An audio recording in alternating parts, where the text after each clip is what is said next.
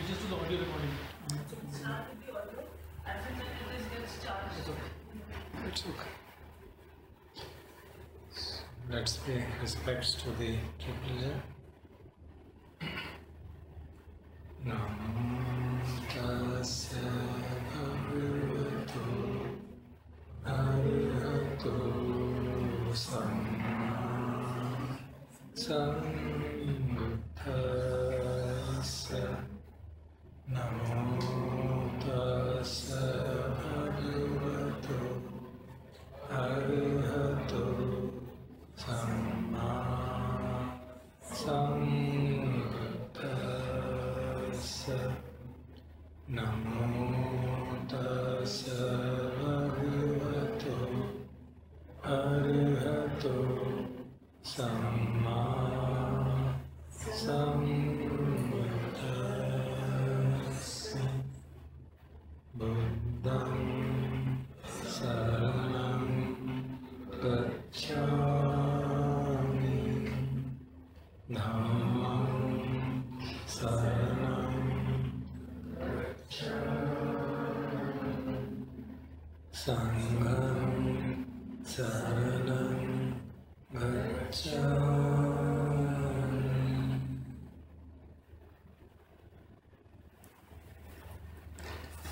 So friends, we have been discussing basic teachings of Buddha for last 5 months now, I think.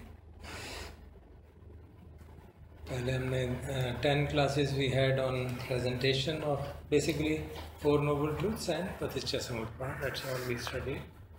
Then we had 4 review classes, discussions on them again, so as to make sure that all the participants are following. And now a few classes on how do we practice in accordance with that teaching of the Buddha. So the Buddha uses a very cryptic phrase, Dhamman Dhamm Patipaddaya, which is translated roughly, practicing Dhamma in accordance with Dhamma.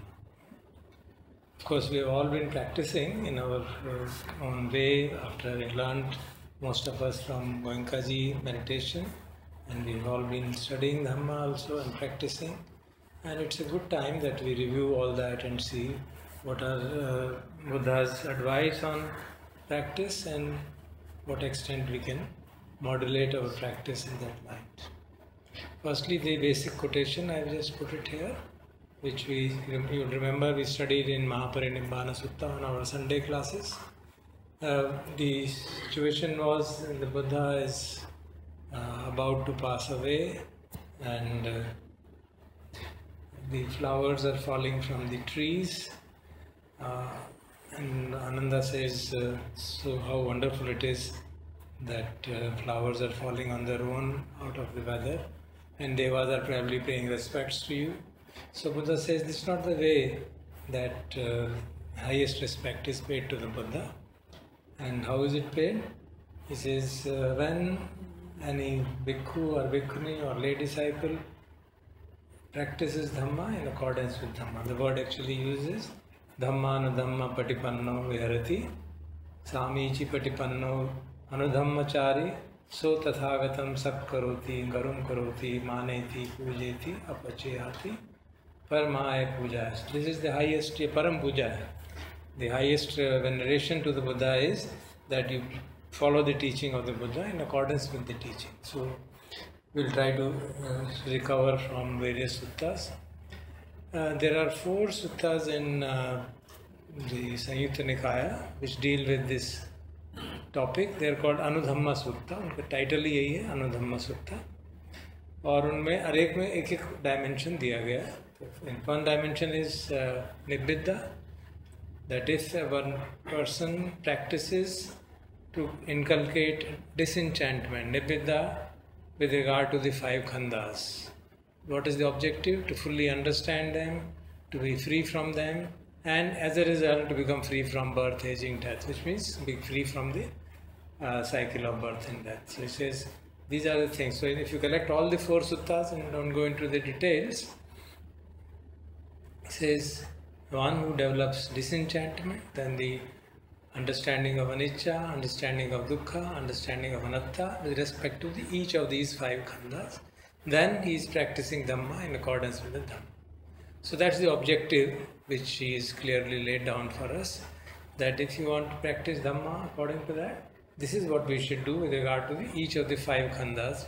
We should develop nibbida, disenchantment, anicca, understanding of impermanence, dukkha, understanding their innate unsatisfactory nature, and anatta, understanding their impersonal nature of all the khandhas. And then there's another interesting sutta. It talks of same thing but in a different way. It takes the basis from Parichaya Samutpada, and he says when you practice so that it leads to disenchantment, fading away and cessation of aging and death, birth, becoming, so all the 12 links of the Parichaya Samutpada are discussed there.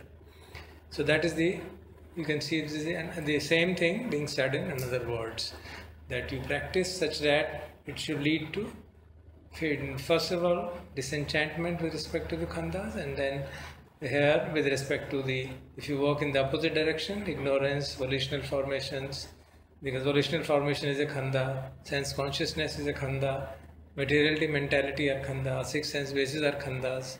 So we can see the same thing is being said but in a different manner so that we can appreciate the practicality of it. So a प्रश्न आता है कैसे करें? How does one really go about doing it? Is there a laid out procedure? Fortunately, Buddha gives a laid out procedure in some suttas, and the analogy he uses is that of an ocean.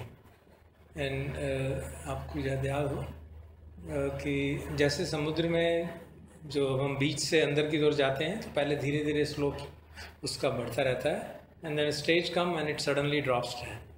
So he uses the same analogy.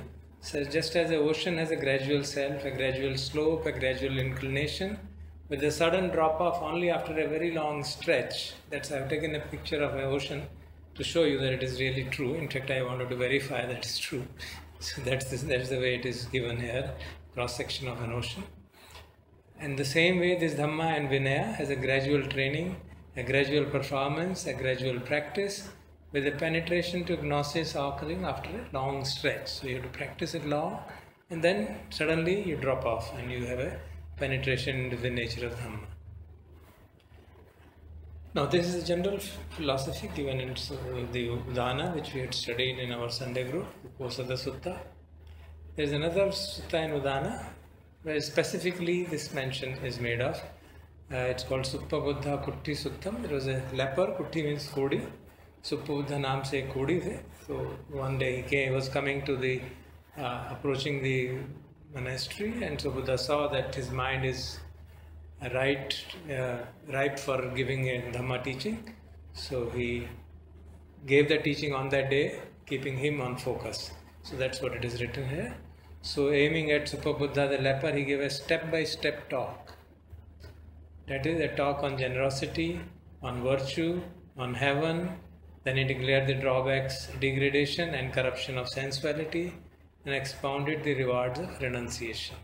So this is the background he prepares.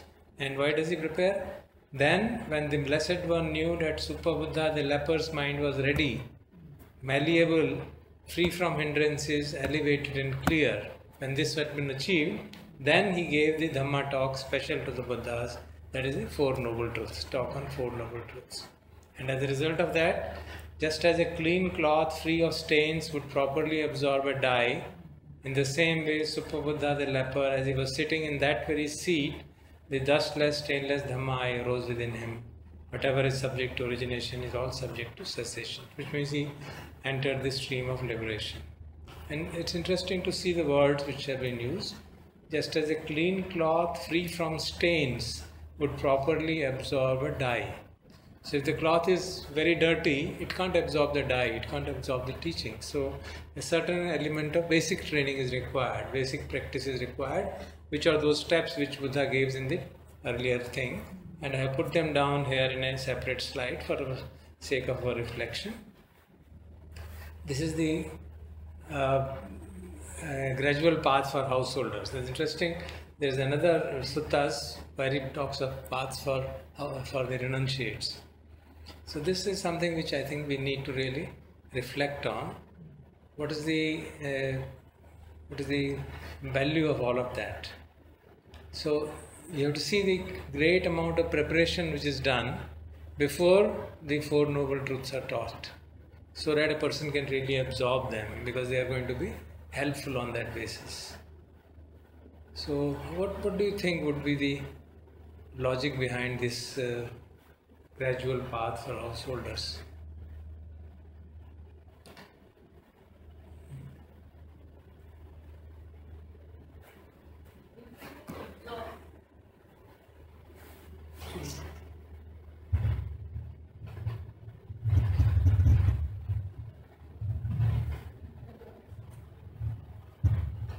Absorbed in the sense pleasure, you will probably not even understand if it is being spoken to you. If it is, even if wise words are being given to you, your mind will not absorb them. Just the analogy that we gave second, unless it's a clean pure, it will not absorb. Why do we start from dana and generosity? How does it help really? Let go. So the basic idea of generosity is, why do we have to be dana? Why do we have to be generous? Needing less of needing. But if there must be some objective of it, no? Sharing for what purpose? Because all of it is oriented towards particular teaching of liberation, isn't it? So we have to see it, because Buddha is talking about from that perspective. All the teaching is meant from that perspective. So what is the objective of this generosity really?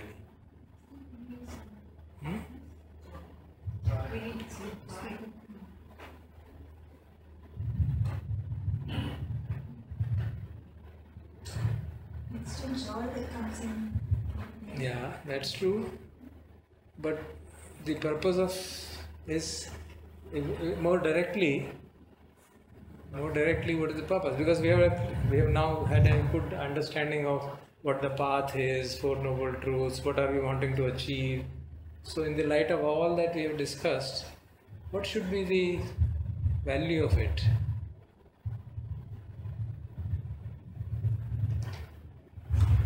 To loosen the eye. Well, yeah, it's not wrong. I'm not saying it's wrong. But there is more mundane purpose, really. There is more simple. You see, what exactly is the difficulty in our. And it is related to the various parts of the Noble Truth, Noble Fourfold. If you remember all the 8 parts of the Eightfold Noble Path, we had identified each one and put down certain comments of each. So if you remember all that, you should be able to relate. Yeah, this is relating to that factor. And I know the one which said will and sharing generosity. What was that? I could not find Good, at least you remember that much. Greed, hatred and delusion. लोभ निकलता है इससे आपका generosity से आपका लोभ कम greed कम होता है. That much I know, but I don't know the qualifications. That much is good enough, I think. Good. The basic idea of generosity is to weaken the cravings, reduce the acquisitiveness, reduce the tendency to acquire. And if you remember, what was the noble? Yes, very good, very good. Good. So we had in Samma Sankappo, Nekhamma Sankappo, Avyapada Sankappo, Avahimsa Sankappo. Nekhamma Sankappo was, in a way, renunciation, which means giving up. Giving up acquisitiveness, जो हमारी tendency संग्रह करने की है, उसको छोड़ें. क्योंकि जितनी हमारी संग्रह करने की टेंडेंसी होगी तो आगे बढ़ना बड़ा मुश्किल है. So it is basically to reduce down the lobha, weaken down the cravings. So and of course, how it has to be done and all is more elaborate thing. So that's really the issue. And similarly, then Shila, virtues, then there is sense restraint. What is its purpose? You remember, from the point of view of practice. We had discussed this also. While discussing Paticca Samutpad, we had discussed it. If you remember. Suffering towards wisdom, like to break that cycle from suffering towards the final happiness or final destiny. How does it help? Sheila helps in. There were three factors. One was. That's okay. You can. What was the purpose of Sheila? How will it help? We had discussed also. Okay, I will give you another hint. We also discussed various kinds of happinesses. आपको याद है? उसमें भी एक आया था इस तरह का बात.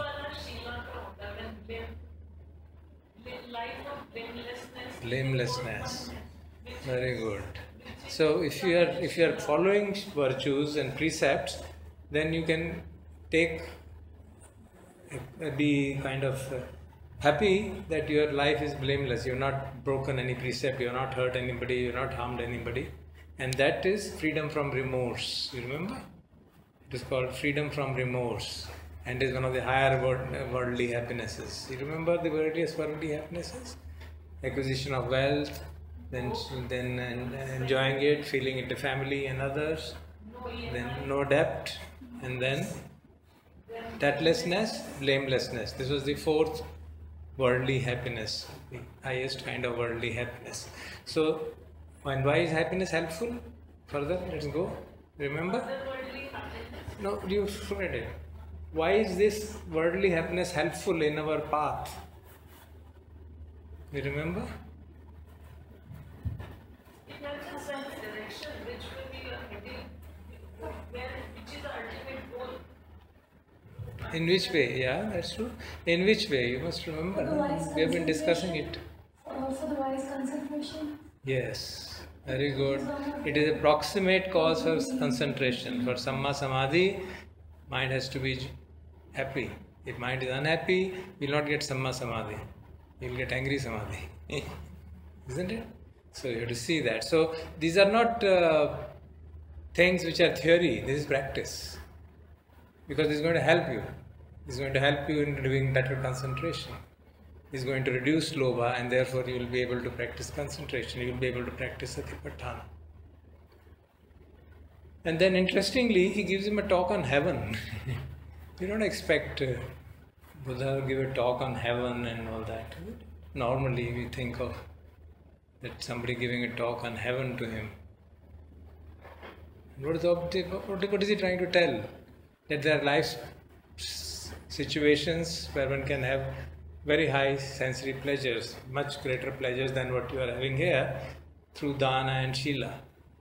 Now, in all of them, implicitly is also teaching law of karma. Do you realize that?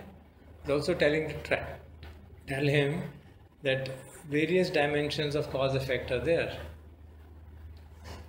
So if you practice virtues, precepts, you are remorse-free, so you are happy.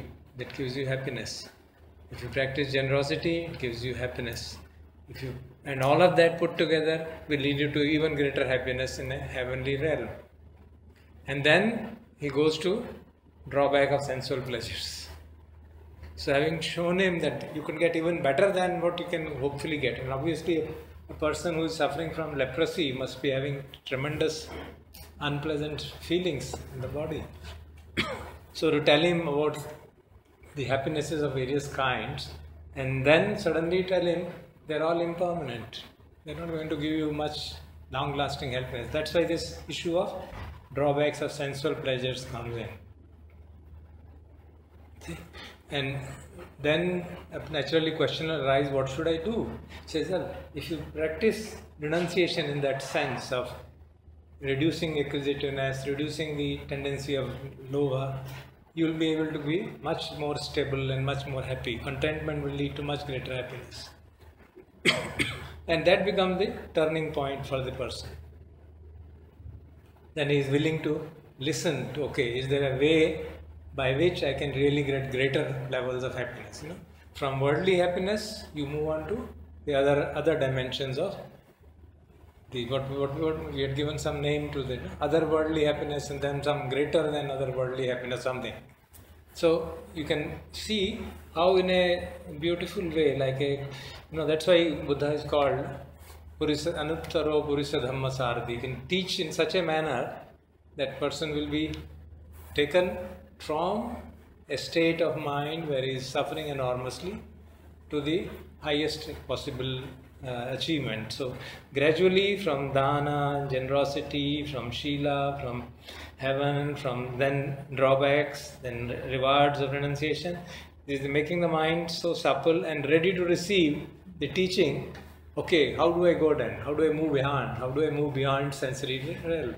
And then the teaching of Four Noble Truths and Eightfold Path comes into the picture. So that's a complete advice for us. How do we really practice properly all these steps, and then seeing the value of these steps. Interestingly, for the renunciates, some of the steps are added to this, and it will be interesting to see. I have put down, there are many suttas where he talks about a gradual path for renunciates, and in most of them it begins from Shraddha on hearing Dhamma, and drawbacks of householder's life. And for the tripping point for them is really this. One has to understand drawbacks of householder's life, because only then one would like to move away from there. Otherwise, how would you understand?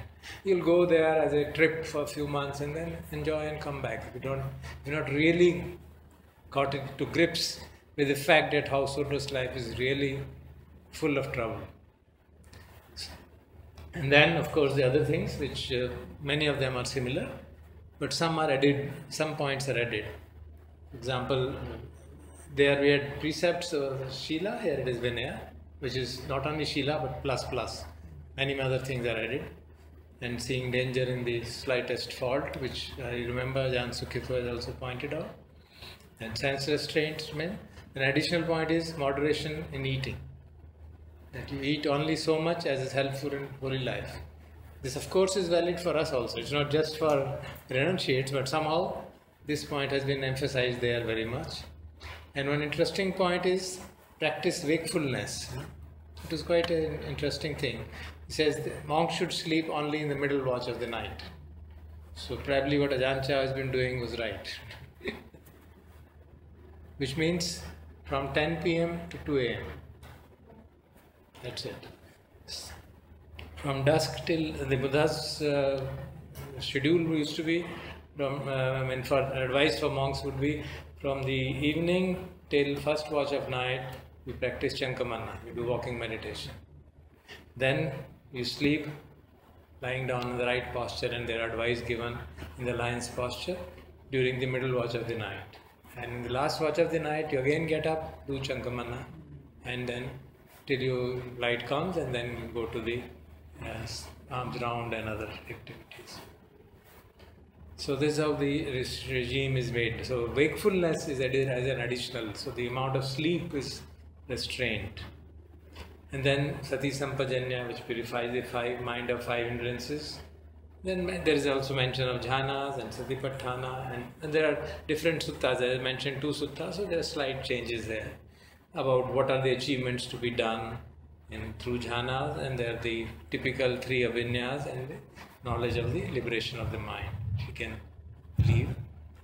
This Kitagiri Sutta is another one where again the same thing is given, but interestingly every step is laid down in great detail.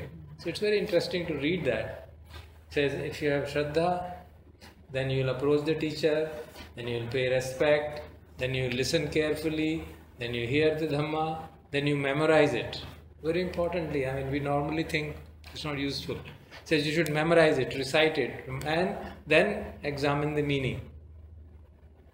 Then reflective acceptance you have to develop. You have to understand the meaning and develop an acceptance that, I understand it.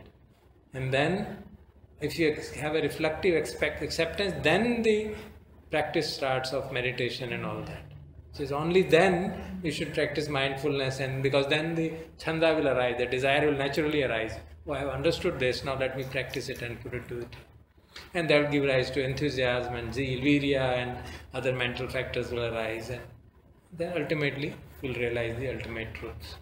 So these are all the hints for us to see how we can put them together and focusing on the gradual path. You can see here, and I have asked a question. This is what we have discussed earlier. I have put down in question: is this all gradual path a pariyatti or is it patipatti?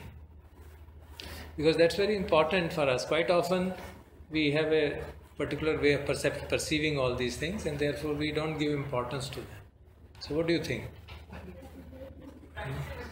It's all practice, is it? It's all a part of practice. We have to do that. It's not just theory. It's not just theory. Because it's a preparation for higher training, so to say. I mean, he uses that word. Preparation for going from the worldly level to the noble level of the noble ones. If you want to move in that direction of noble ones, which is the teaching of Four Noble Truths and putting it into practice, of course. So all this, and now I have taken out some elements from there and added it in terms of moderation in eating, how much sleep is required, and of course the other things are the same. Some elements of it are of course pariyatti too, understanding drawbacks of sensual pleasures. Now how will you understand? Not by reading. You'll understand it by actual practice. We indulge in sensual pleasure, and then if we're mindful, then we see it's not really, it doesn't last long. Not only that, it gives rise to addiction. We've discussed all that, limitations of sensual pleasures, how we get caught and how we then suffer. And then if you do the repeated reflection, Pacha Vekhanti, as Buddha advises the little Rahula, that whenever you do any action, reflect back. So, and if you are not reflecting before, during, at least after, okay, we indulged in sensual pleasure, we went to a party and had a nice time, we come back and see what is happening in the abdomen and what is happening in the mind and what is happening in the body, examine it, and then we'll find out it's not really worth it. It creates a lot of complications. There's a need for moderation, there's a need for sense restraint. And what does sense restraint mean? There's a whole methodology which we have already discussed, if you remember. How does one practice sense restraint? It's not that we force ourselves, नहीं, मुझे देखना नहीं है, मुझे खाना नहीं है, ऐसे नहीं. You remember we discussed it. That whenever we, if you remember, I mentioned it in terms of practice, that whenever we interact with the world outside, हम कुछ देखते हैं, सुनते हैं, smell करते हैं, then we have to be mindful. What is it doing to us? And the Buddha says, the sense will the external world will try to captivate you, and you just be aware you are getting captivated, and not allow the Trishna to arise. Whenever you remember Pratitya Samutpad, we have discussed it all. Sadayatan Pachya Phassa, Phassa Pachya Vedana, Vedana Pachya Tanha. This is going to happen all the moment, isn't it? Every moment of our waking life, this is happening. 6 sense bases are there. They are coming in contact with the world, the feelings are arising, and if we are not mindful, tanha is arising. And then sense restraint is gone forever. Then you can get carried away with tanha and do whatever the sense your sankharas want you to do. So sense restraint means putting restraint at that place. So every moment we are mindful and seeing, oh, mind is getting carried away, bring it back. And what is that practice called? Which part of the Noble Eightfold Path is that? The mind gets captivated and bring it back? Mindfulness. Yeah, mindfulness is the tool, but what is there's a special name given for that. When the senses not allowing the unwholesome tendencies to come in and throwing away unwholesome tendencies, Samma Vayama, that's the effort. That's the effort we are supposed to do. Constantly we are supposed to do. Because we are constantly interacting with the world. So we are supposed to be mindful and see, oh, this thing is captivating me and it is going to cause craving or going to cause aversion. Let me check. I'll be mindful. That's the practice, and a very tough practice. So we try to be as much mindful as possible and practice it. So dana, shila, sense restraint, they are all practices. Drawbacks of sensual pleasures based on experience. Rewards of renunciation again based on experience. When we give a some donation, and giving up is not just money. And what is the most precious thing which we can donate? Let me just ask that question. Nobody is willing to take that.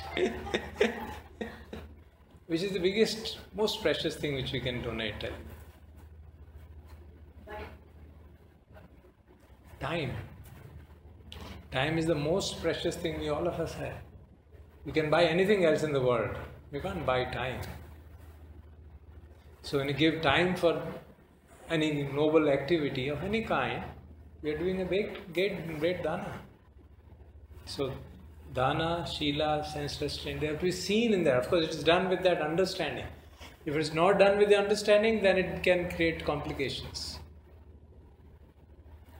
So you have to see moderation in eating, wakefulness, understanding the reward of renunciation, understanding law of karma. Constantly keep on seeing it. I did this, this is what happened. I reacted to the feelings, and this produced enormous craving and enormous suffering arose. So we are able to see, not just we are not talking of law of karma from the point of view of past life to this life. Within this very life, we can see it happening every moment. That this will happen. If we do an unwholesome action, it will give rise to suffering. And we can check upon that and get strengthened in it. And what is law of karma is a part of which of the Eightfold Path? Which element of the Eightfold Path is law of karma a factor?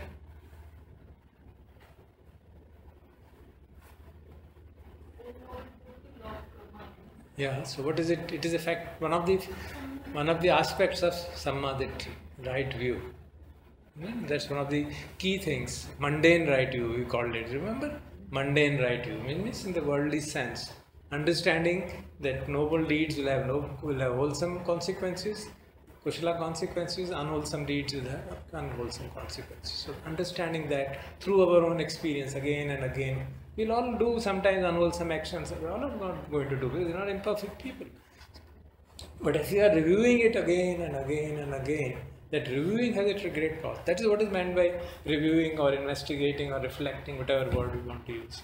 So if we review whatever we are doing constantly, then we know. Then we can gradually bring our activities within the wholesome domain, move away from unwholesome domain and move it in wholesome domain. Regarding these, all of them actually, there is a very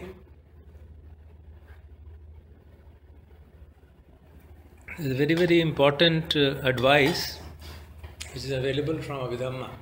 I think quoted it here also earlier, and it is actually in the Patthana. This famous part comes. It talks about dana, shila, uposat. In fact, it also talks of so many other things. It talks of shraddha, it talks of the panya, everything.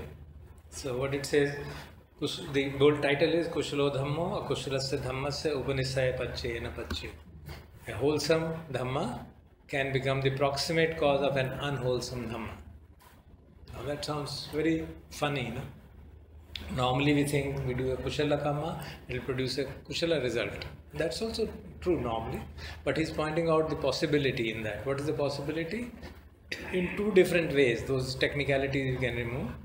He says, Dhanam Dattva, दान देने के बाद शीलम समाधित्वा शील का पालन करने के बाद उपोषित कर्मम कत्वा उपोषित कर्म करने के बाद गरुम कत्वा गौरव करता है, टेक्स प्राइड इन दैट, आस्वादिति उसमें उसका आस्वादन करता है, अभिनंदिति it takes delight in that उसका अभिनंदन करता है, देन गरुम कत्वा रागो उपज्जति राग जागता है, दिट्ठी उपज्जति रॉन्ग व्यू अराइजेस, पुब्बे सुचिन्यानि गरुम कत्वा आस्वादिति, पुब्बे सुचिन्यानि तो पुराने पहले आज से पहले जो अच्छे कर्म किए थे उनको याद करके गौरव करता है, प्राइड अहंकार जगाता है, and then the same thing happens and of course it doesn't say don't do it out because this is a specification of the law of nature. It doesn't talk about don't do this and don't do that. So this is what is going to happen. See the next is Pakat Upanishad. Another which is a much more dominant thing, which means which can happen across lifetimes. श्रद्धम उपनिषाय मानम जप्पे थी। श्रद्धा के आधार को approximate कहा जाए, श्रद्धा है उसमें, और वो समझदार नहीं है तो उससे मानम जप्पे थी, मान जगाता है अपने, अस्मि बात जगाता है कि मैं तो बहुत श्रद्धावान हूँ। ये सब लोग तो किसी श्रद्धा होता कुछ नहीं लोगों में। दिठिम गनहति, वो एक रॉन्ग व्यू को पकड़ लेता है। शील पे सुत्तम मतलब लर्निंग पे, शील तो वही बात हो गई ऊपर वाली, इसमें सुत्तम means on hearing, on learning. ये इज नॉट ऑफ लर्निंग, उसने बहुत स्क्रिप्चर पढ़े हैं, उस बात पे लेके वो उसको अपना राग जगाता है। त्यागम, त्याग करता है, त्याग का पन्यम उपनिषय, पन्या जगा रहा है, पन्या जगाने की कोशिश कर रहा है। उसके आधार पे भी मानम जपेति, मान जगाता है, अस्मि मान जगाता है, अपना अहंकार जगाता है। दिठिम जगनति, and then he gets into trouble. So this is a very important advice, मैंने translation भी यहाँ किया हुआ है। After having offered the offering, undertaken the precept, having fulfilled the observance, one esteems and enjoys and delights in it. Taking it as an estimable object, arises lust, arises wrong view. Then one esteems, enjoys and delights in the faultless actions formerly well done. Taking that as an estimable object, this translation is funny, estimable object. It means something Gaurav karta hai. So Pali and Hindi are much better. Arises craving, arises wrong view, and then not only that, having emerged from jhana, one esteems, one develops Gaurav, one develops pride, enjoys and delights in the jhana. Taking it as estimable object, arises lust, arises wrong view. So you can end up in some of the most wholesome things which the Buddha advises us to do. If you don't do them carefully, we can end up in a real, not practicing according to Dhamma. We are practicing, but against the Dhamma. So that's what he's trying to say. Practice Dhamma in accordance with Dhamma. That make sure you don't get into these complications. And this applies not only to that, it applies to Shraddha. आगे देखेंगे आप, in strong dependence on Shraddha. And it's a natural strong dependence. It means the possibility is stronger. And it can, while object dependence occurs within this lifetime, strong dependence can occur over lifetimes. So it says, strong dependence on Shraddha, one arouses conceit, adopts wrong view.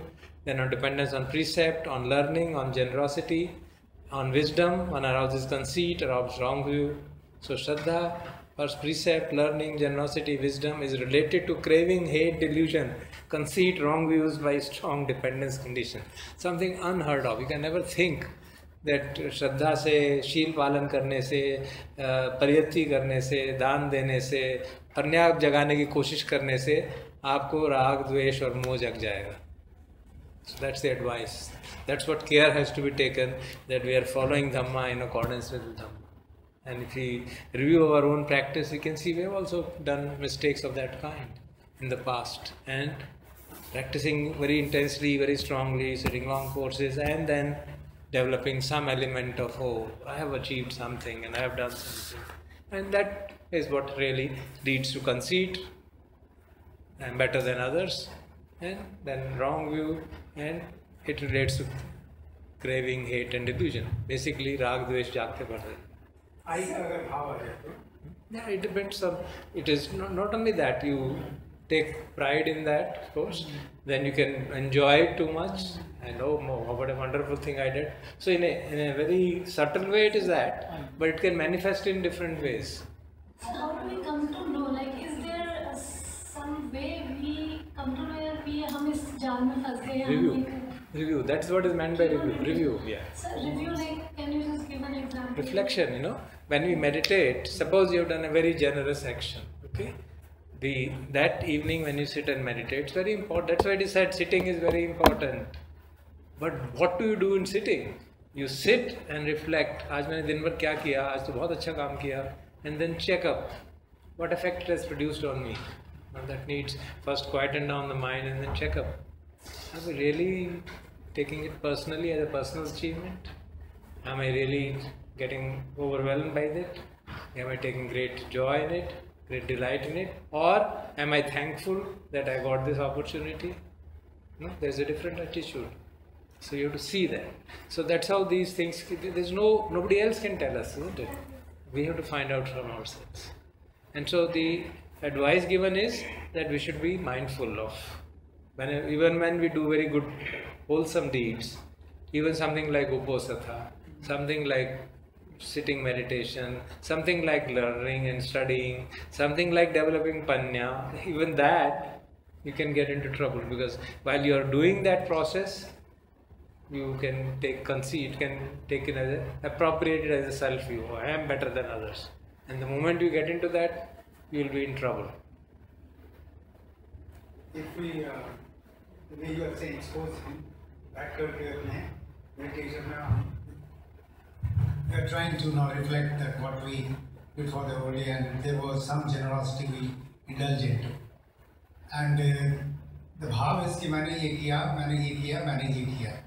अब वो उस भाव में ऐसा हो सकता है ना कि उसमें अहम जाग जाए, तो उसको कैसे मतलब देखें कि ये जाग गया है और अब जो है समस्या हो जाएगी इससे. बेसिकली करना यही है कि हमको मालूम पड़ जाए कि जाग गया है, बस इतना. And we know, we are all intelligent people, we understand कि भाई अगर अहम जागेगा तो दुख का कारण बनेगा. मेरा मोह जाग रहा है, इसका मतलब है मोह का संस्कार बढ़ रहा है, डिल्यूजन बढ़ रहा है. I am considering my taking everything personally, my delusion is increasing. So if my delusion is increasing, it will lead to suffering. So that understanding, if I have at the background, that will be a check. We don't have to condemn ourselves कि मेरा राग जाग गया. जैसे साधना में करते हैं ना, जैसे हम सामान्यतः साधना में कहा जाता है कि साधना करते करते राग जाग गया, तो आपने जान लिया राग जाग गया, just let it go. It's not done. It will eventually attenuate and go. It is arising, it will pass away. But we have learned a lesson. Isn't it? We have learned a lesson कि we should be more careful, more mindful. Isn't it? आप study कर रहे हैं, आप दूसरों को समझा रहे हैं, whether while I am telling you all, am I arousing craving in me? Am I taking myself to be better than you people? Then I am done. So that's where the review is required. Every important action which we do, we should review it. We should, on the day of important action, we should definitely sit and meditate कि क्या हुआ आज, क्या किया. First calm down the mind and then reflect. Has any unwholesome tendency arisen in me? कोई में राग तो नहीं जाग गया, द्वेष तो नहीं जाग गया, मोह तो नहीं जाग. ये तो this is what you have to see really. And then become mindful, and that's it. We know it and then let go. We don't make a big issue out of it and then condemn ourselves कि राग जाग गया, नहीं जागना चाहिए था, या मेरे में अहंकार आ गया, नहीं आना चाहिए. ठीक है, we are all practicing. So we use this as a advice for increasing our mindfulness, so that in future we are more mindful. We don't allow the things to arise. Next time when we'll do the same good action, then the tendency for taking it personally will come down. Tendency for arising conceit will come down. And more I do, then conceit will not happen. I'll be grateful that you got an opportunity to serve in some way, because there's nothing else which goes. And there is so much of other kind of adjunct teaching which is available. About dana, for example, it may be worth recalling here. And there's a sutta in which Buddha says that when a house is burning, things which you throw out from the house, they are the only ones which are safe. Everything else is going to burn out. So in a similar manner, from yourself, whatever things you're going to give out as a dana, only that will be saved for future. Everything else will be left here only. Now that's an advice regarding the attitude with which dana has to be given. Donation has to be given, or any good action, wholesome action has to be done. That in the sense of whether you're giving dana of money or time or space or whatever, we see that only that is going to be with us. So the law of karma tells us, we always listen to that. Kammasya komi, kamma dayado, kamma yoni, kamma bandhu. So what does it mean? That karma is going to be with me all the time, nothing else. Isn't it? So a generosity action, an action of help to others, an action of trying to follow precept, trying to be mindful, an action of trying to be helping others in understanding Dhamma, trying to teach Dhamma, trying to follow Uposatha. All these are done with the right attitude. They are a good karma, and they'll be helpful to me in future, because Kamma Yoni, my future is going to be from Kamma. So once we have that understanding in the background, then we understand that an action done with unwholesome intention will be a dangerous Kamma, so I should not do it. So with understanding, with reflection, we can slowly make our actions much more wholesome, much more. So the akushala element can drop off and kushala element can increase. So that's the kind of practice which we have to do.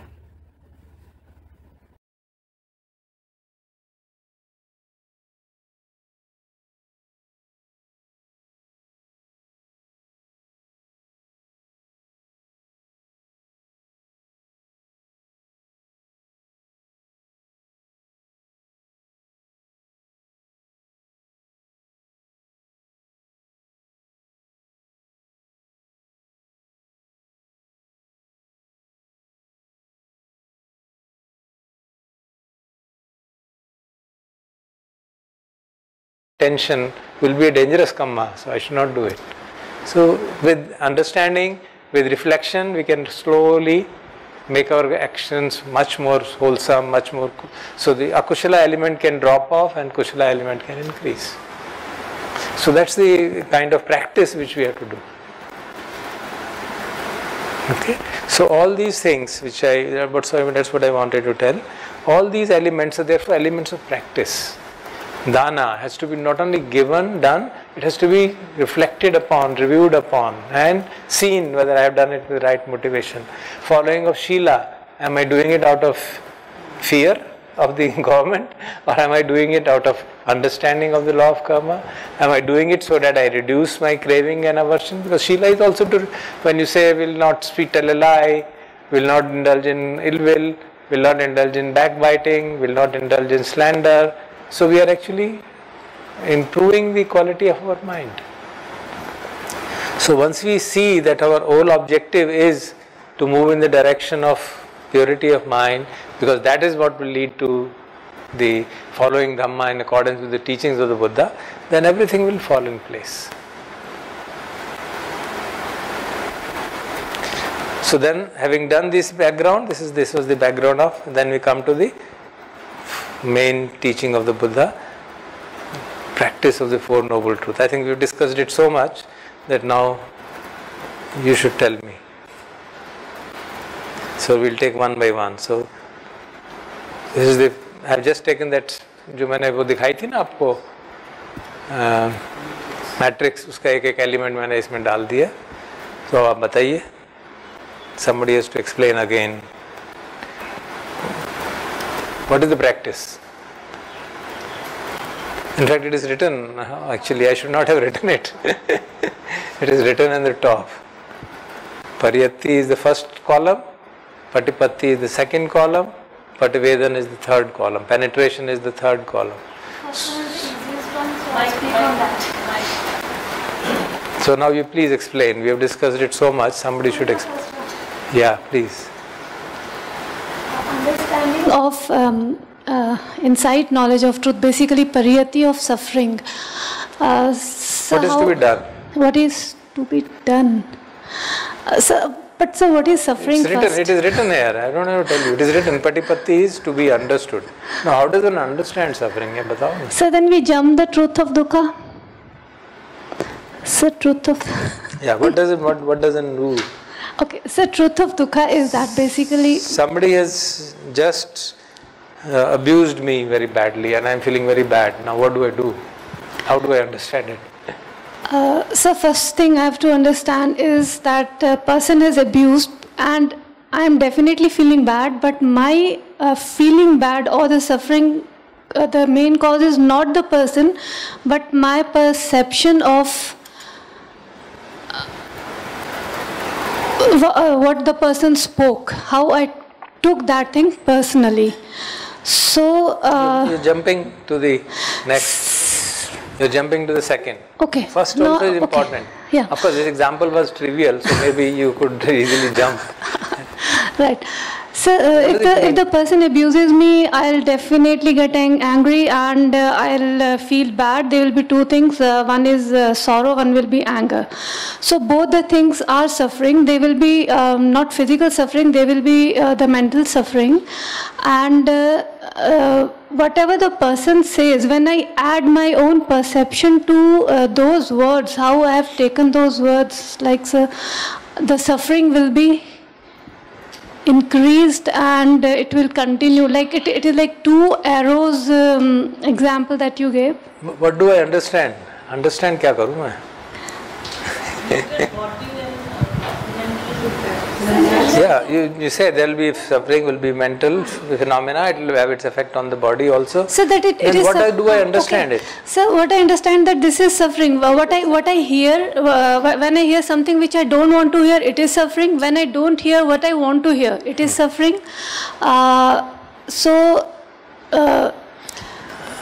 I had sent a note in which 3 examples. 3 examples. Okay, sir. उसके हिसाब से skanda. Okay, sir. No, Khandas. you can do it. You can do it at the level of the first. Khandas. Or you can do it at a more gross level. Okay.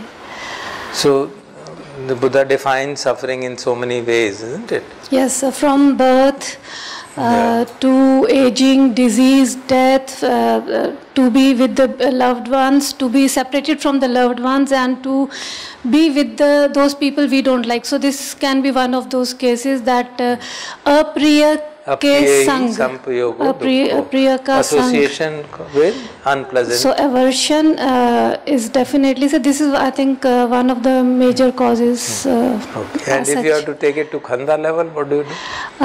Then sir, it will be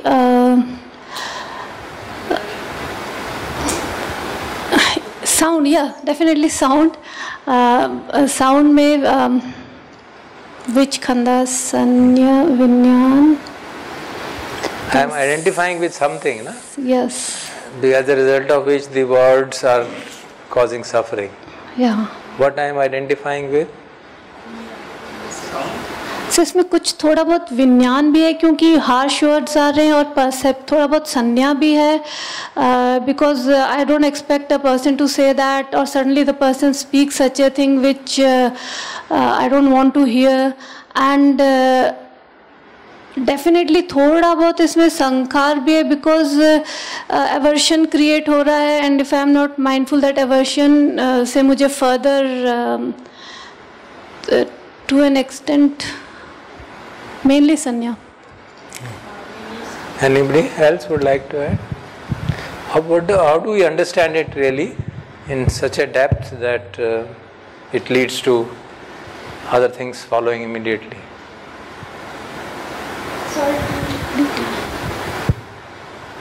So it leads to second, third, fourth. Because basic idea तो वही है ना. प्रथम आर्य सत्य की समझ इतनी हो, it should be so understood that the cause is revealed, isn't it? So then once the cause is relieved and let go, cessation is experienced, isn't it? That should be the outcome of the understanding. That's the way these Thai Ajahns teach us, isn't it? Ajahns में तो यही कहते रहते हैं सिर्फ और तो कुछ कहते ही नहीं हो. You want to say? Yeah, Shankar ji wants to say yes. हाँ जी, कहिए. Shall I speak about to be understood? हाँ हाँ बताइए ना. तो जो उसमें दुख के बारे में है यम्पि क्षम न लभती तम्पि दुखं. हम तो कभी भी गाली पसंद नहीं करते, किसी से भी गाली, चाहे कोई अपना हो सगा. हमें whoever is either relatives, own son or own daughter or wife or otherwise other persons, we do not desire to have I mean to say abuses. Even we desire to have that part has been sorted out. No? Okay. She said it belongs to the category of because apriya. Let me complete. It belongs to the category of apriya samprayogo dukho. अप्रिय चीज से संप्रयोग हुआ, association हुआ और दुख हो गया. वो तो उतना तो हो गया. अब हम कह रहे थे कि अगर हम इसको संखित्तेन पंच उपादान खंदा दुखा, can we see it? Are we able to see that? It's not necessary to see it. I'm just Because saying that. there is a sense of atta. No, so which khanda are you trying to say? When you say Sankhitena Panchupadana Khanda Dukkha, so 5 khandas, these are these attached, the clinging to them is the cause of suffering. So when conscious somebody is, किसी ने मुझे कहा तुम तो बिल्कुल मूर्ख हो, तो मुझे क्यों बुरा लगा, तो उसमें किस किस खंड के प्रति अटैचमेंट हुई, ये it may look unnecessary, but it has a very deep meaning because it will break upon the sense of self automatically. It would be consciousness, Vijnan. और बोलिए, is that so?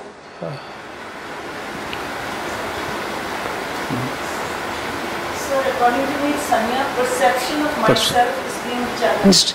Yes. Therefore, I do not like it. Yeah. I have a perception of myself as a very intelligent person and somebody tells me you're a fool.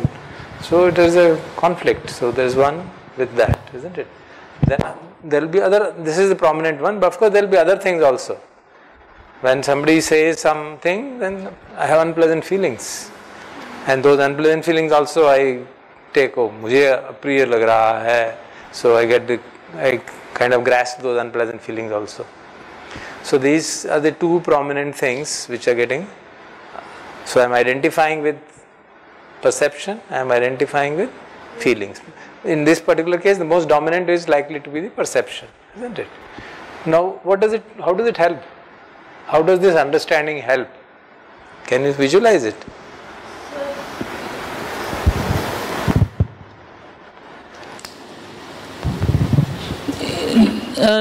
Then the perception needs to be understood more.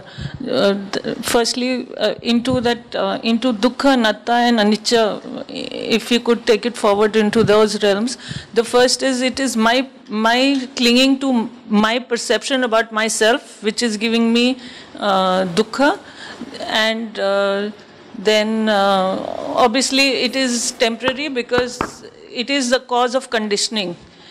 The conditions outside are deciding what my perception is. Tomorrow the condition changes, the perception will also change. So it is impermanent. And third one, anatta, I don't know. Even I'm trying to figure that out. So. हाँ करके देखिए. Why I am saying so, it may sound to you कि क्यों कर रहे हैं, फालतू की बातें करने की जरूरत क्या है, बट अगर आप इसको ठीक से करेंगे ना तो the whole thing will collapse, just collapse like this. He's talking नहीं, about आप इसको जैसे आपने मान लीजिए आइडेंटिफाई कर लिया कि perception is the main problem, अब उसको कॉम्प्रहेंसिवली देखिए ना. How would you see it? See it comprehensively. No? So just reflect. Assume, let's just sit quietly and assume, you can just do a thought experiment कि किसी ने आपको गाली दे दी, कुछ कह दिया, and then see what effect it is producing and how you are really trying to interpret it. Because understanding means how we are interpreting it. And if you understand that, then everything else falls flat, because you've just broken it apart into parts and there's no essence in it. मैं थोड़ा सा attempt करना चाहूँगी. Please try. मेरे को किसी ने बुरा बोला और मैंने फील किया. जब मैंने फील किया तो फिर मुझे संवेदना हुई जो कि बहुत जलन या कुछ ऐसा हुआ जो कि I was not comfortable with. And then I see it and उस वक्त देख करके मुझे जो महसूस हुआ उसको ये तो नहीं बोलूँगी कि बहुत ऐसा देख पा रही हूँ कि बहुत ज़ोर से कि और परसेप्शन जो वाली बात है वो that comes with me later on when I think about it actually. मतलब it's not a simultaneously I am thinking, but that perception, I will understand that there is a perception of my like there is I have perceived certain things, that's why I wanted to do, or I wanted him to act in certain fashion, and जब वो मेरे इसमें नहीं आता है तो then I feel very बिल्कुल बेकार.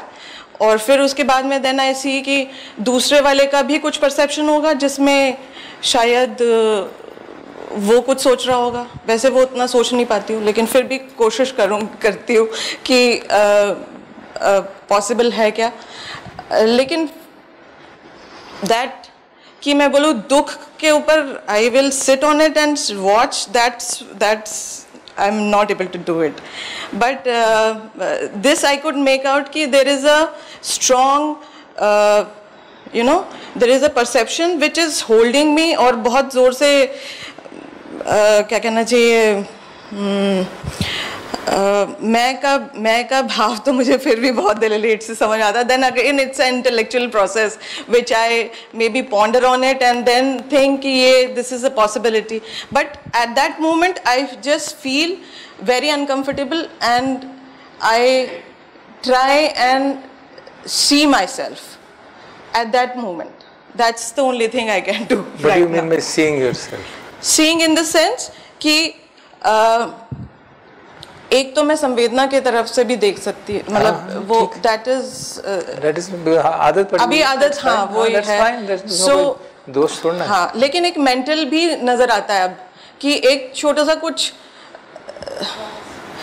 हाँ कुछ है जो कि there is something मतलब additional to that, but still I am not able to recognize what is it. Okay. But हाँ there is some change कि मैं संवेदना के साथ साथ there is something I can add also, मतलब I can see something कि ये चीज़ थोड़ा distant होकर के भी देख पा रही हूँ, लेकिन बहुत ज़्यादा नहीं. Okay. हाँ जी बोलिए. So when there is grasping of Please don't say it theory, put it in practice.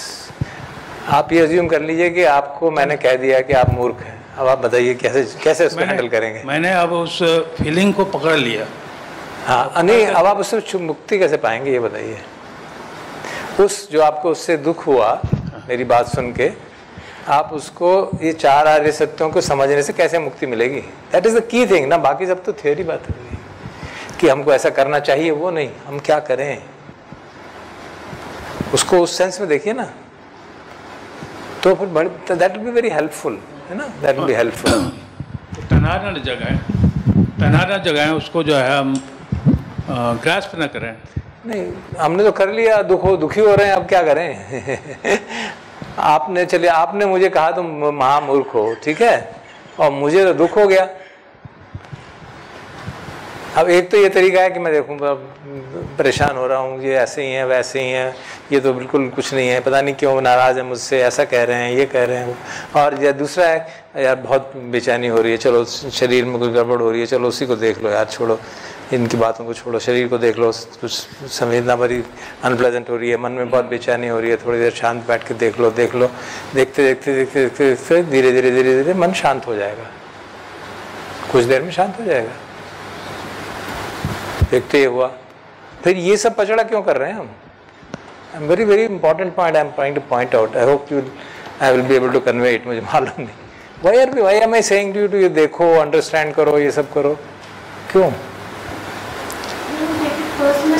Sir हाँ जी सर, क्या जिस समय ये सब कुछ हो रहा होता है और हम समझ जाते हैं, that is to be understood, जब हम समझ गए तो उस सिचुएशन से हम उसको बेटरमेंट की तरफ ले जाए सिचुएशन को. सपोज किसी ने मेरे को बुरा कहा, अगर मेरे को पता लग गया कि उसकी परसेप्शन है कि मैं बुरा हूँ, तो शायद मैं सॉरी कह के उसका मन भी हल्का करूँ और अपने आप को भी अच्छे तरफ ले जाऊँ, खुशी की तरफ, आनंद की तरफ, कि वो भी सिचुएशन को काम डाउन करके सब कुछ अच्छा करने की कोशिश करें. मेरे हिसाब से ये मैं समझता हूँ. उस वक़्त हमें समझ में आ गया है कि ये मेरा मैं का भाव नहीं है, ये वो सोच रहे हैं, तो लेट कि हम उसको सॉरी कह के फील अच्छा कर दे, feel good. Very good, better. क्षमा करके, फॉरगिव करके उसको. हाँ वो तो दो स्ट्रेटेजीज ना. किसी ने मुझे स्ट्रेटेजीज हुई ना. मैं तो पूछ रहा हूँ अंडरस्टैंडिंग की बात कर रहा हूँ मैं. अंडरस्टैंडिंग से कैसे मदद मिलेगी वो समझने की कोशिश कर रहे हैं, है ना. अंडरस्टैंडिंग से कैसे मदद मिलेगी? एक करके ना. Once I'll see whatever is happening within me. जैसे सपोज मैंने ड्राइव कर रही हूँ और मैंने शायद ओवरटेक कर लिया और दूसरे वाले ने मुझे जाकर के थोड़ा सा और कट किया और मैंने उसको I just given him back कि तुम कैसे आगे बढ़ो. Then I realise okay this is something which is my ego which is coming in and I am hard एक तो I am violating the traffic rules and then I am also not driving in a civilized manner. So then I will correct my action after understanding that. So that will be immediate. I think so. That's okay.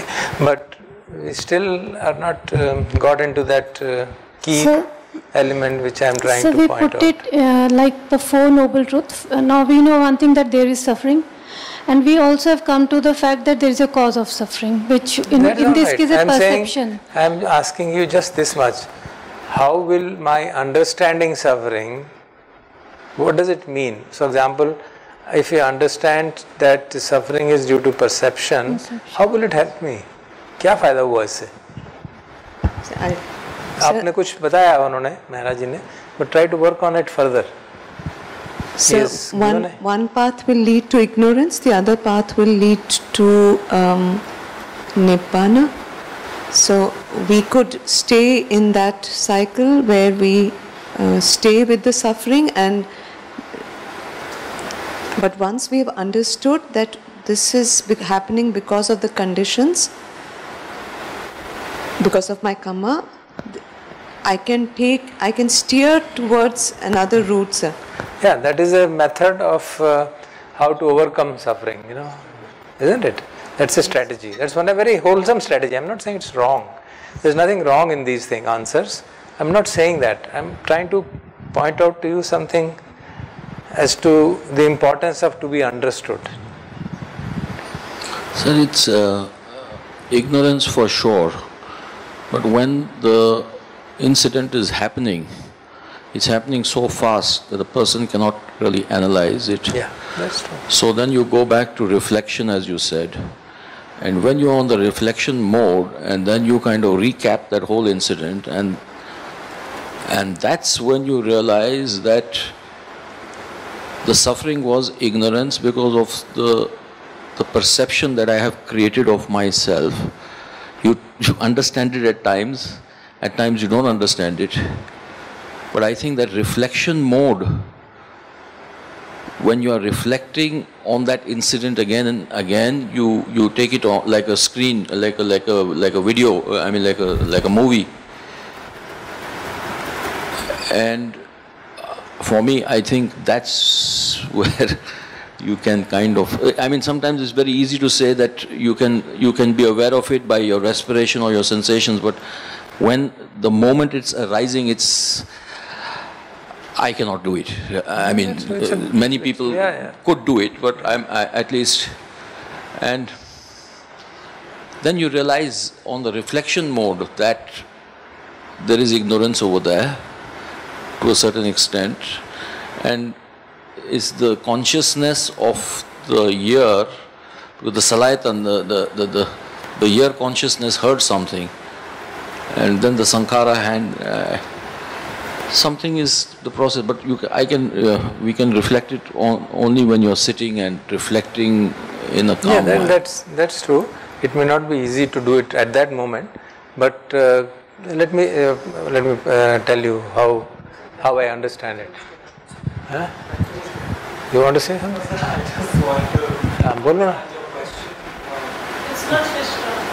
Your question was that what is the importance of understanding suffering? So, in my opinion, it's the only, once you understand it, it will lead you out of suffering. Yeah. So, I think that's what exactly. That's why we took some element ना, जो example लिया, उसका एक element था कि ये this is appiyahi sampayoga dukkho. That was one element which we understood is fine. That's true. Then I said, उसको you can take it to a second level of understanding. which khanda is really prominent, which I am holding on to, which is causing suffering. You know, sankittena panch upadana khanda dukkha. तो जैसे हमने discuss किया उससे clear हुआ कि कई गड़बड़ तो होते ही है ना, सारे खंड इकट्ठे उड़ जाते हैं, बट प्रोमिनेंटली परसेप्शन की इशू है कि भाई परसेप्शन मेरा अपने बारे में कुछ है, उसका कुछ और है, और इस कारण से क्लैश हो गया और परेशानी हो गई. तो हम ये जानना चाहते हैं कि उस अंडरस्टैंडिंग से दुख मुक्ति में और आगे क्या होगा उसका. So let me just build on further. I think Maharaj ji had said it almost. You see, in the past, let me just share with you. In the past, what I used to do. Say you get upset and you see and there is causing unpleasant feelings in the body, unpleasant feelings in the mind. Just sit with it for some time, observe the body, observe the sensations, and it gradually quietens down, and you are free from suffering in some time. Now, what happens? What I do? We had an occasion recently, something of that kind. So I just saw there's a clash of perception between my perception on certain issue and perception of somebody else on certain issue. So I said, okay, it's hurtful. Okay, we'll reflect on it. It was not possible to do it at that very time. As he said, situation was extremely dynamic. So I said, okay, let me keep quiet. Let me have the sense restraint not to react. I'll reflect on it deeply and then find out what exactly is going on. And then, after the event, when I reflected, I could see it was just a difference of perception, so we can then see it out, and the matter ended immediately. And as a result, what happens? You see that your tendency to assess, my tendency to assess myself based on certain perception, somebody else's tendency to assess me based on his perception. And they are all impermanent, they are all changing, they are all conditioned, and naturally, depending on the conditioning, there will be differences. So, the whole process of suffering arising because of perception is attenuated. So, next time if somebody calls me that, the chances are the suffering will be much lesser. So, I don't have to even understand it because it won't be there. In due course, the change of perception will not cause any suffering. That is his perception. That is my perception. We'll see about it. There will not be, in this particular case, there was some element of suffering, some discomfort was there. But as you see through it thoroughly, you actually get out of suffering. The perceptual differences will no longer cause you suffering because you have seen it again. You have seen it happen 10 times. यार ये perception के कारण होता है. To hell with it. देख लेंगे बाद में. अभी क्या इस बात को क्या महत्व देना है? तो उसका कुछ है, मेरा कुछ है, किसी और का कुछ है. क्या करूँगा? कहाँ तक मैं इसको संभालता रहूँ? Why do I think my perception is right for lighting? Isn't it? So then, it has two benefits. First, it's not that suffering arises and then you seize it. Suffering does not arise. That is what is meant actually by Nirodha. And he says Dukkha Nirodha, it means it does not arise. It doesn't mean that it arises and then you do something and it ends. It means it just doesn't arise. And secondly, it creates disenchantment with the perception. Dukhi kar rakha hai is perception, badi hell. Kabhi kuch. So you move in that direction of disenchantment. It's done with it. Bahut ho gaya. And so you are moving and then practicing according to the teachings of the Buddha, because he says whatever you do, if it leads to disenchantment with the khandas, you are doing right thing. That is the acid test. If it leads to disenchantment, if it leads to understanding that they are impermanent, that they are not yourselves, that they are cause of dukkha, all that is clearly understood in this process when you break it apart. So when you break it apart and do that, then you have got panya, you are developing panya. When you just observe sensation and cool it, then it's a good strategy. It will reduce suffering. But you have not developed panya in the process. At best, you have to know it's impermanent. You have not been able to see, break it to the level of seeing it that they are not me, not mine. And these khandas inherently are cause of suffering. इन्हें कुछ नहीं कर सकते भाई. ये दुख देंगे ही. So you really become more and more clear. And then that general kind of sense of disenchantment, and that's the key for moving towards the noble path, that you are then, it gives you a push that you should walk in that direction and not in this direction. in this direction I have worked enough, now I should work in that direction, which will pull me into the direction of the stream of liberation, not in this, because in this I have tried enough and seen, building up high perception of myself, keeping the body strong, being strong from feeling for perception, having a very strong ability to analyze, having very good habit patterns. Sankharas are good, very good kamma, good habit patterns. Still, you are still caught in the same domain. You are caught in the domain of khandhas. You just can't get out of it. This is the domain of the Mara. You can't get out of it, whatever you may do. So you develop that inspiration or urge or samvega to move in that path. ये सामान्यता strategy लगा के suffering से तो दूर हो जाएगा, लेकिन मुझे छुटकारा नहीं मिलेगा. I'll remain tied up in this very domain. So that's the beauty of understanding. You understand it at the khanda level, then you see all these characteristics of khanda, impermanent, unsatisfactory, not mine, and they lead to disenchantment. So all the conditions are fulfilled. And once you do that, everything else follows through. Then origin of dukkha is known. You know the origin of dukkha. You just see it and put it aside, and you experience the cessation of suffering. So they just follow straight. You understand it through, and you go to 1, 2, 3, just follow immediately, if you understand it at that depth. So, when you said, when you're reflecting and you have a chattering mind, the chattering mind is either of the future or the past, is chattering with some thoughts, or the other is chattering. And you mentioned that, please leave me alone. I mean, it's a perception. Is your perception of those thoughts that are coming in either past or future or something, and you say, shut up, because is that the right, you are penetrating that moment, or what would you call that? I was trying to explain this, if the mind is too much chattering, you can't do that. What I meant was that you just get fed up with the tendency of the mind to stick to perception, for example, in this particular case. Similarly, fed up with the tendency of the mind to stick to feelings, stick to the habit patterns, stick to the sankharas. So you get really, many times I actually, when a thought comes, I say, shut up, and it just finishes. Because there's practice, there's a back of practice, there's this practice of samadhi to such an extent that if I say, just shut up, no more thought of this kind, it will just stop. Now, that's a question of practice. I won't say it will happen with everybody, I don't know, really. But when the practice is good, and you realize that I don't want to get into this thought process, the thought process will stop.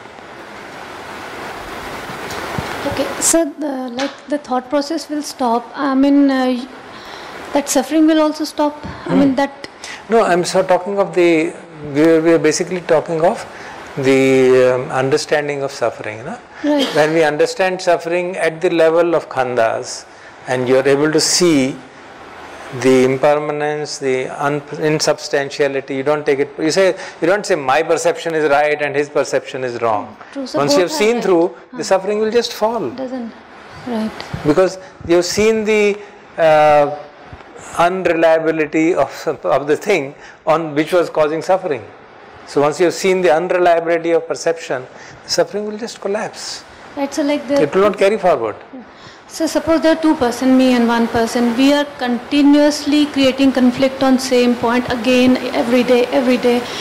I start looking at the way you have explained, find it's my perception, it's her perception, and I could see impermanence, I could understand khanda perception, even the unsatisfactoriness, but anatta wala thing jo hai ke totally impersonal wali cheez, wo I am not able to.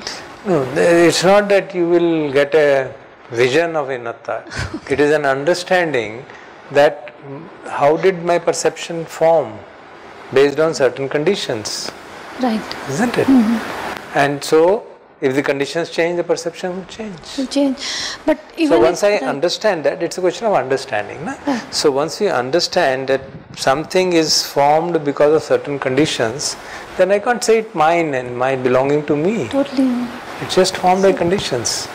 As such condition change for a day, perception also Perceptions keeps on changing, Perceptions about things, about people, about situations, about weather, about food, it keeps on changing. And so sometimes this thing happens that a person says something like, after you continuously reflect, a person says something, it doesn't affect you, it doesn't, मतलब थोड़ा सा, and you don't even know कि ये कैसे हुआ, उसमें आपने perception या reflect भी नहीं करा है, but you, I don't know,